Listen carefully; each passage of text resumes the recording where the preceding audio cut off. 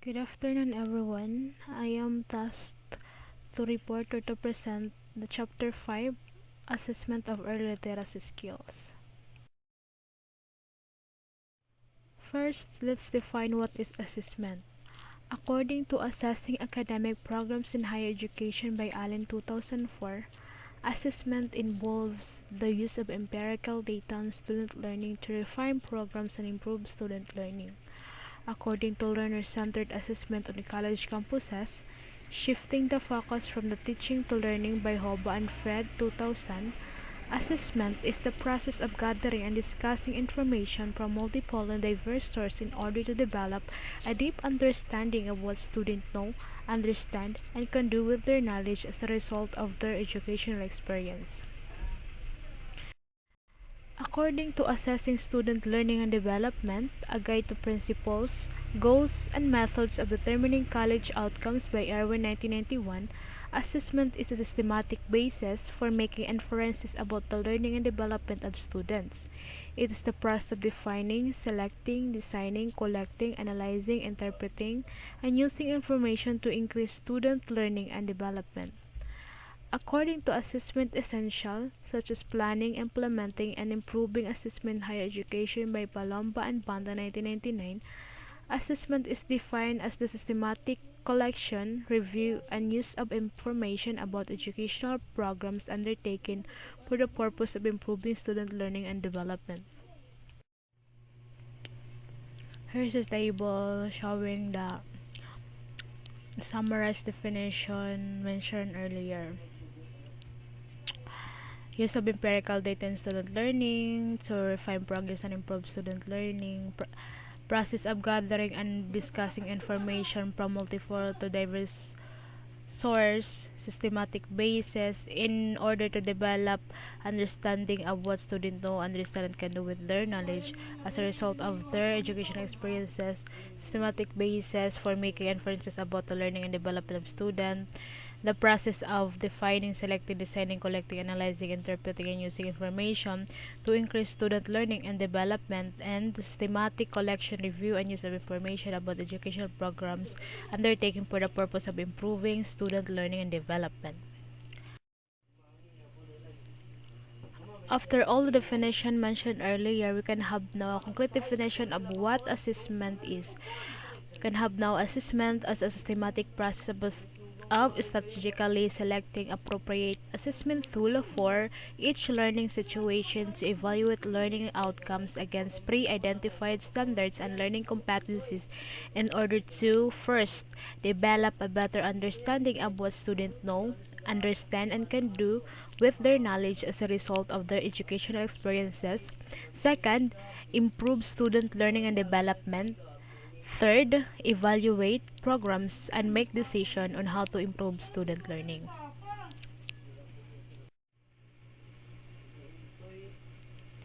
We must also collect rich data or evidence of learning that will give us better view of what our students already know before a learning episode or assessment for learning. Assessment for learning, it is also an approach to teaching and learning that creates feedback which is then used to improve students' performance. Second, where our students are in terms of level of processing during the learning episode or assessment as learning. Assessment as learning also assess a student comprehension and understanding of a skill or lesson during the learning and teaching process. Then, what our students have learned after the learning episode or assessment of learning.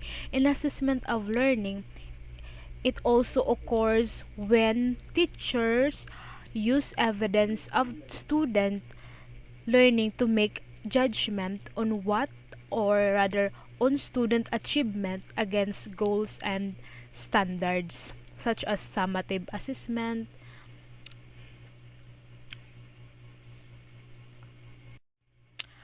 What are the goals and purposes of assessment? So there are two types of goals and purposes of assessment. The first type is broad assessment goals and purposes are those that aim to gauge the curricular and co-curricular activities whether they meet the instructional mission, and goals. The following are examples of assessment tools that have broad goals and purposes. The first tool is Revise ECCD. The checklist is divided into 7 domains: the gross motor, fine motor, self-help, receptive language, expressive language, cognitive, and social emotional. The checklist should be administered to the child at 6 intervals, particularly at ages 4 to 18 months and 2 to 3 years. Instructions are provided in filling out each table. Each form of the revised ECCD checklist should not take more than 45 minutes to administer.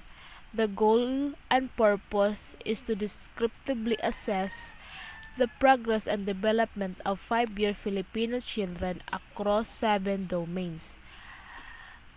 Assess whether all 5-year Filipino children have had a scaffolding to meet the 5 development domains and to have met the goals of the kindergarten curriculum regardless of the mother tongues and curricular and cultural backgrounds of these learners. The second one, Phil IRI, also known as Informal Reading Inventory. The goal and purpose is to measure the comprehension levels of young Filipino learners. The next one is EGRA, also known as Early Reading Assessment.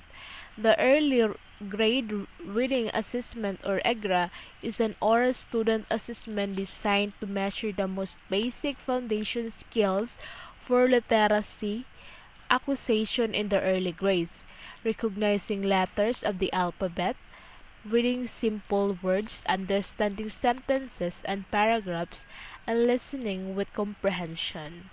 The goal and purpose is to measure the most basic foundation skills for literacy acquisition in the early grades, such as recognizing letters of the alphabet, reading simple words, understanding sentences and paragraphs, and listening with comprehension.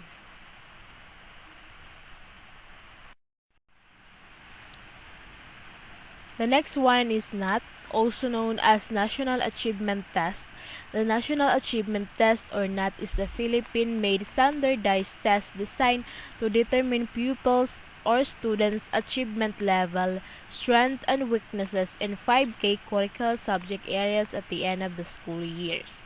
The goal and purpose is to measure what pupils or students in grade 3, grade 6, and 4th year know and can do in 5 subject areas such as science, mathematics, English, Filipino, and Hekasi, or Geografiya, Kasaysayan, at Sibika in elementary, and Araling Panlipunan in secondary level. This assessment instruments addresses instructional goals and purposes in order to help the institutions like DepEd or Department of Education get a snapshot of the achievement and progress of learning of young Filipino learners across regions and across grade levels. Such result will be used to prepare instructional and service training for teachers to address some of the standards or domains that learners have not proficiently mastered, yet prevent these learners from failing and eventually dropping out of school.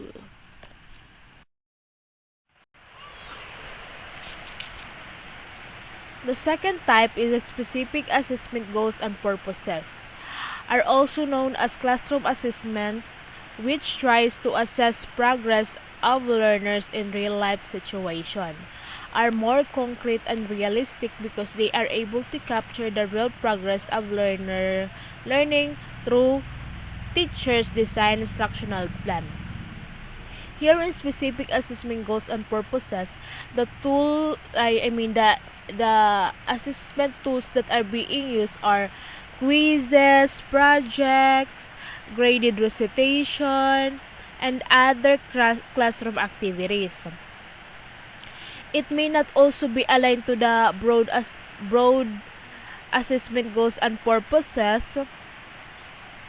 That's why school must strike a balance between the two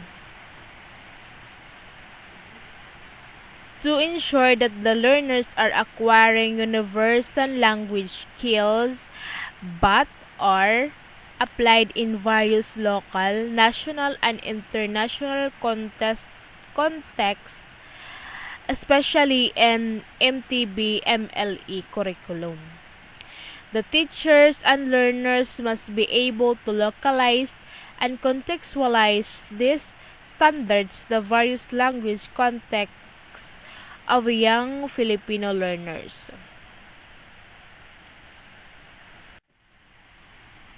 To achieve standard-based departmental quarter assessment, schools must observe the step of creating the test. The first step is to create the table of specification or TOS. This will serve as the blueprint for the test construction and for the test of validity. Second, construct the test based on the approved TOS.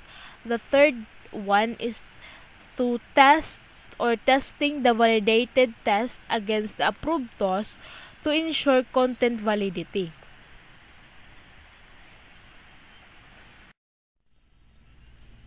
The following are types of reliability test.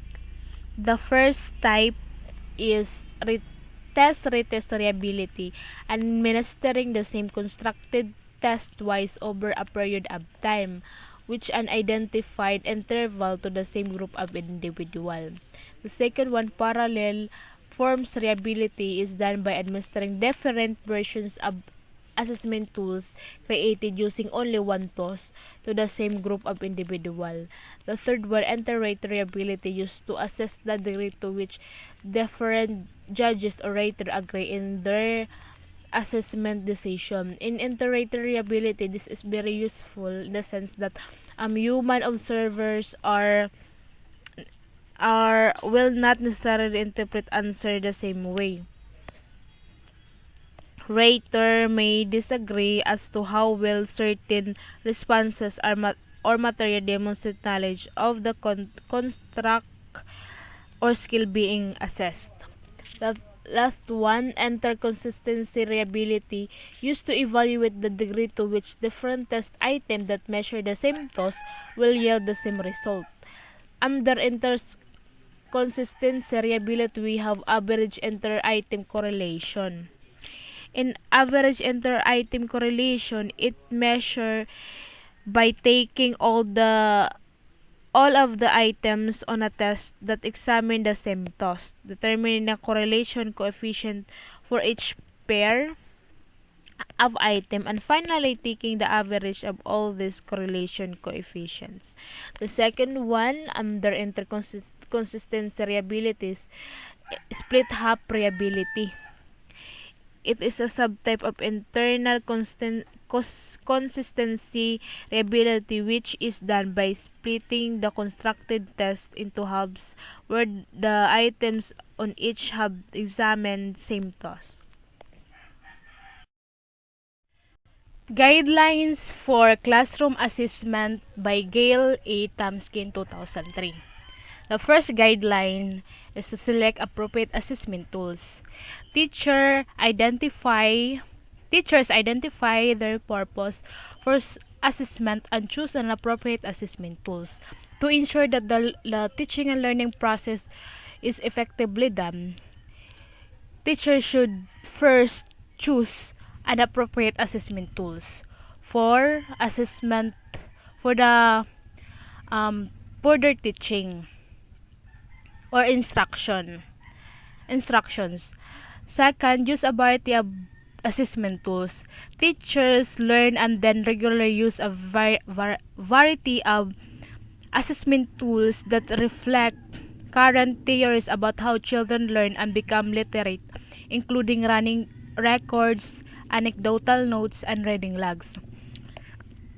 Of course, teachers should um, use variety of assessment tools to cater all the necessary skills the student or the learners have. Then integrate instruction and assessment. Teacher use the result of assessment to inform their teaching. They observe and confer with students as they teach and supervise students during reading and writing activities. When students do not understand what teacher are trying to teach, teacher need to try other instructional procedures. 4. Focus on the positive. Teacher focus on what student can do, not what they can do. Too often, teacher want to diagnose student problems and then remediate or fix these problems, but they should focus on how to facilitate student development as listeners, speaker, readers, and writers. Then, examine both process and products. Teachers examine both the processes and the products of reading and writing. Teacher notice the strategies the student use as well as assess the products they produce through reading and writing. Then, use multiple contexts. Teacher assesses student literacy development in a variety of contexts, including literature focus unit, literature cycles, reading and writing workshop, basal reader programs, and thematic units. Multiple contexts are important because students often do better in one type of activity than another. Then, work with individual student. In addition to making whole class assessment, teachers make time to observe, confer with, and do other assessment procedure with individual student in order to develop clear understanding what student development as a reader or writer. Then last, encourage self-assessment.